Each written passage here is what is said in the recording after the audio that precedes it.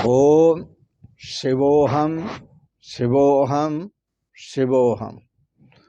ओम सच्चिदानंद रूपाय विश्वोत्पत्त्यादि Hathaway तापत्रय विनाशाय श्री कृष्णाय वयं नमः।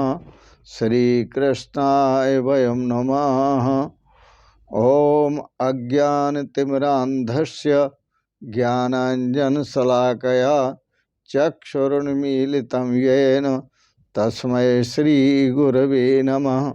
तस्मै श्रीगुरवे नमः। ओम। पूर्व प्रसंग में आप श्रवण कर रहे थे, भीष्म पितामह ने पूछा, प्रभु मुझे सरसैया पर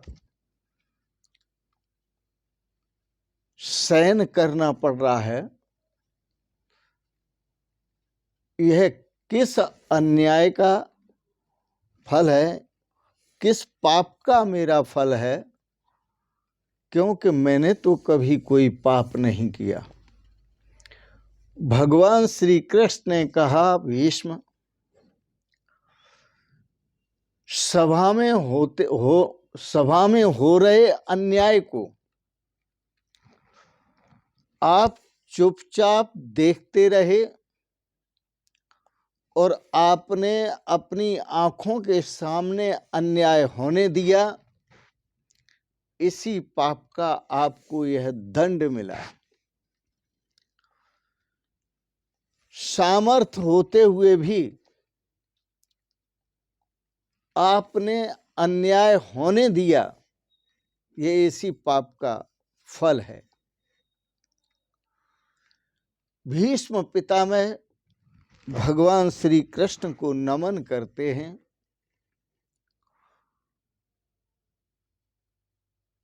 भगवान श्री कृष्ण ने कहा था कि युधिष्ठिर को धर्म का उपदेश दो, तो भगवान श्री कृष्ण को नमन करने के बाद भीष्म पितामह ने उपदेश दिया, स्त्री धर्म का उपदेश दिया, आपद धर्म का उपदेश दिया, राज धर्म का उपदेश दिया और मोक्ष धर्म का उपदेश दिया।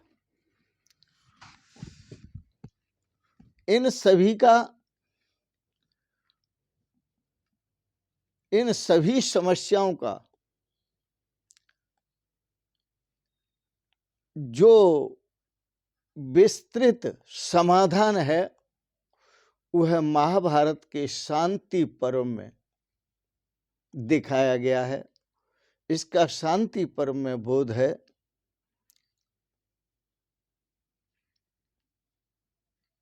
फिर पर धर्म भी बताया। युधिष्ठिर ने पूछा, सभी धर्मों में कौन सा धर्म श्रेष्ठ मानते हैं आप?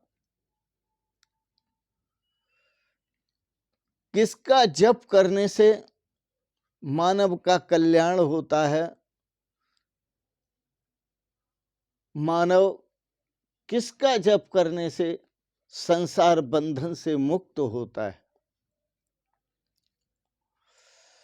भीष्म पिता ने मैंने कहा, स्थावर जंगम संसार के सभी और देवता ब्रह्मादि देवों ने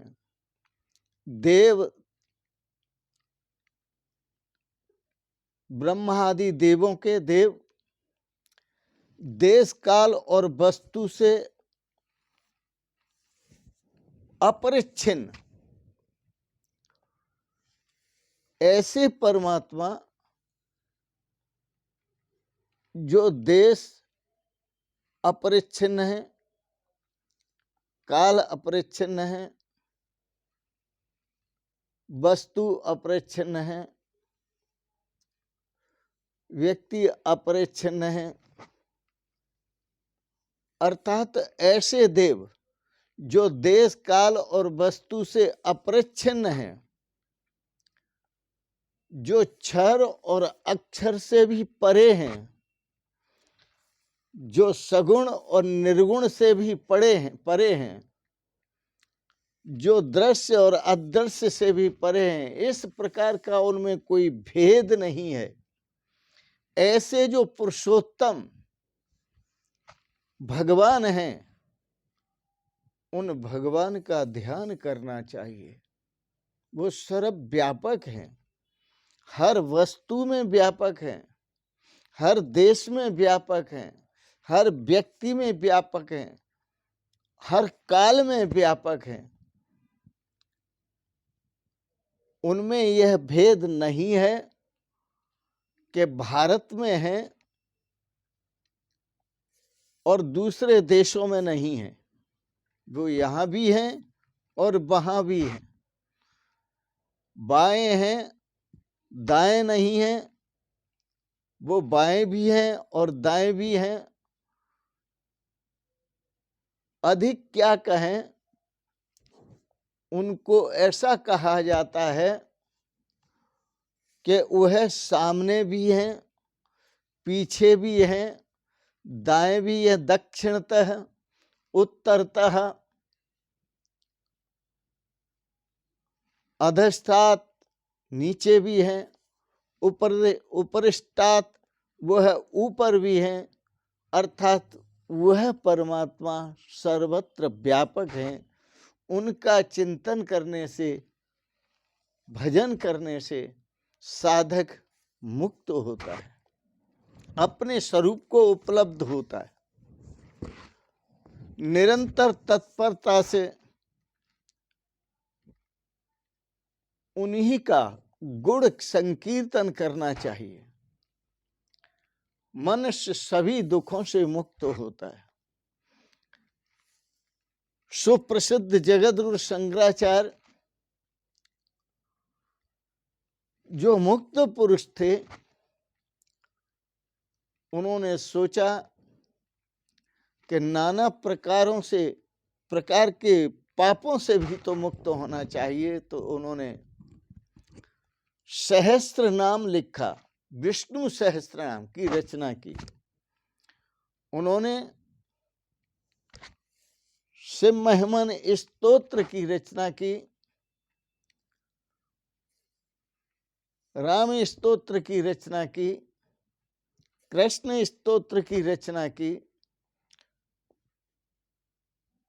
तो विष्णु भगवान के जो सहस्त्र नाम हैं, उसका सहस्त्र नामों का निरंतर तत्परता से गुण कीर्तन करे मनुष्य, तो मनुष्य दुखों से मुक्त होता है।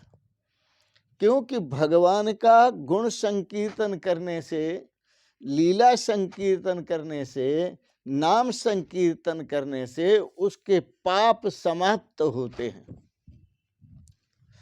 इसलिए विष्णु सहस्त्र नाम का पाठ करना धर्म है, शिव महिमन स्तोत्र का पाठ करना धर्म है। भगवान की स्तुति से पाप जलते हैं।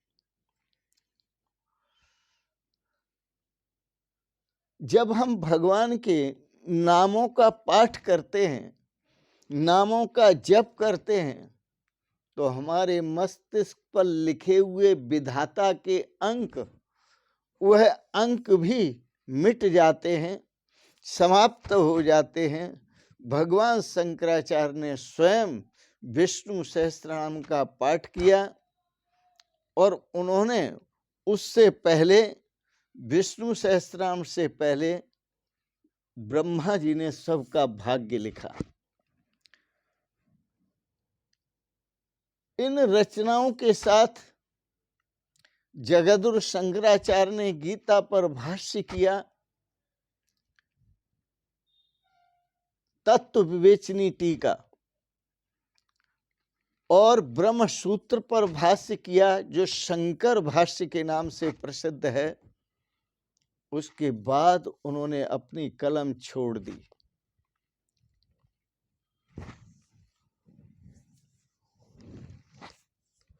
जैसे हम प्रातः सुबह शाम भोजन करने का नियम रखते हैं, जगद्गुरु शंकराचार्य ने कहा, वैसे हमें भजन का भी नियम बनाना चाहिए। नित्य नियम से हमें नियम पूर्वक सत्कर्म करो, नियम पूर्वक भगवान का भजन करो, भगवान का चिंतन करो, नियमित करो। फिर भीष्म पितामह ने भगवान की स्तुति की और बोले, हे नाथ, आपका दर्शन मैं खाली हाथों से कैसे करूं? आपका दर्शन हो रहा है, पर मैं आपका दर्शन खाली हाथों से कैसे करूं? पर याद रखना, भगवान संसार की किसी वस्तु को नहीं चाहते। वह वस्तुएं सब उन्हीं की ही तो दी हुई हैं। तो आप क्या देंगे कि जो उन्होंने दिया है वही लौटा के देंगे, लौटा के देंगे। तो भगवान वस्तुतः किसी वस्तु को नहीं चाहते। आज भीष्म पितामह मुश्किल में पड़े, क्या अर्पण करूं भगवान को, मेरे पास है ही क्या? ख्याल आया कि भगवान श्री कृष्ण ने कहा है, मनोबुद्धि मयि अर्पित। अर्जुन, तू अपने मन को, तू अपनी बुद्धि को मेरे अर्पित कर।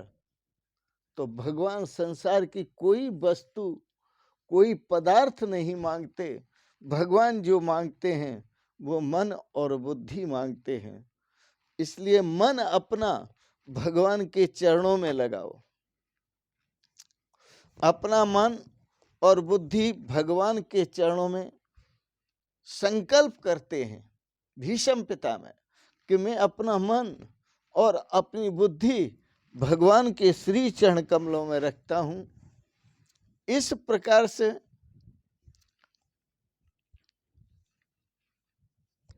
उन्होंने अपना मन और बुद्धि समर्पित की। पर यह सांसारिक जीव बड़ा कपटी है। यह रोज भगवान को मत्था टेकता है, भगवान के चरणों में मस्तक रखकर प्रणाम करता है और रोज ही अपने मस्तक को उठा लाता है। ये बड़ा चालाक है जी। भगवान के दरबार में जाता है और खाली लौट आता है। एक बार रुक्मिणी जी ने पूछा, श्री राधा जी ने पूछा कि आप भक्तों के सामने क्यों नहीं जाते? भगवान श्री कृष्ण ने कहा, भक्त मुझे मांगे तब तो जाऊं। वो मंदिर में आते हैं और मंदिर में आकर के 11 रुपए चढ़ाते हैं। 11 रुपए चढ़ाने के बाद कहते हैं, प्रभु मुझे ये केस लगा हुआ है और केस लगने पर मैं कोर्ट जाता हूं, आप कृपा करना। कृपा करने का मतलब मेरे साथ चलना। तो भगवान को वह कोर्ट में पेश करने के लिए 11 रुपए चढ़ाता है। या 11 रुपए चढ़ाने के बाद ये प्रार्थना करता है कि मेरे यहाँ पुत्र नहीं है, पुत्र देना। मेरे यहाँ पौत्र नहीं है, पौत्र देना। या पुत्र पौत्र आदि की शादी नहीं हुई है, शादी हो जाए। तो इस प्रकार से चढ़ाता 11 रुपए है। और क्या क्या मांगता है, लेकिन अपने पुत्र की या पौत्र की जब शादी करता है तो कितने मांगता है? ये बहुत चालाक जीव है। श्री ठाकुर जी को जो ठाकुर जी से मिलता है उसमें से थोड़ा देता है, और ठाकुर जी ने जो दिया है उसमें उसकी तृप्ति नहीं होती, वो और मांगता है। भिखारी बना हुआ है। भीष्म पितामह बोले, प्रभु मैं कुछ नहीं चाहता, मैं अपना मन और अपनी बुद्धि आपके अर्पित करता हूं। बस एक प्रार्थना करता हूं आपसे कि एक बार आप कह दो भीष्म मैं तुम्हारा हूं। एक बार कह दो कि मैं तुम्हारा हूं। और भीष्म पितामह कहते हैं, मैं तो अपने आप को कह चुका हूं कि मैं आपका हूं कृष्ण, मैं आपका हूं। पर मैं आपके मुखारविंद से भी सुनना चाहता हूं कि आप एक बार कह दो कि मैं तुम्हारा हूं। भगवान श्री कृष्ण ने कहा, मैं नहीं कहूंगा। भीष्म पितामह स्तुति करते हैं, हे भगवान केवल एक बार कह दो मैं तुम्हारा हूं। भगवान ने कहा, मैं नहीं कहूंगा। भीष्म पितामह बोले, क्यों नहीं कहेंगे? भगवान श्री कृष्ण बोले, ये आज नहीं बताऊंगा, कल बताऊंगा कि मैं क्यों नहीं कहूंगा। इन शब्दों के साथ ही भीष्म पितामह भगवान से प्रार्थना कर रहे हैं कि आप एक बार कह दो मैं आपका हूं, मैं आपका हूं। भीष्म पितामह को भगवान से प्रार्थना करने दें। आज के प्रसंगत वाणी को यहीं विराम देते हैं। आपने बड़े प्रेम और श्रद्धा से श्रीमद् भागवत की कथा का श्रवण किया, इसके लिए बहुत बहुत अनुग्रहित हैं। और एक बात जरूर कहेंगे, आपके प्रति कोटि से मंगलमय कामनाओं, शुभ कामनाओं के साथ बहुत बहुत आपको आशीर्वाद, बहुत बहुत प्रणाम। ओम शिवोहम शिवोहम शिवोहम।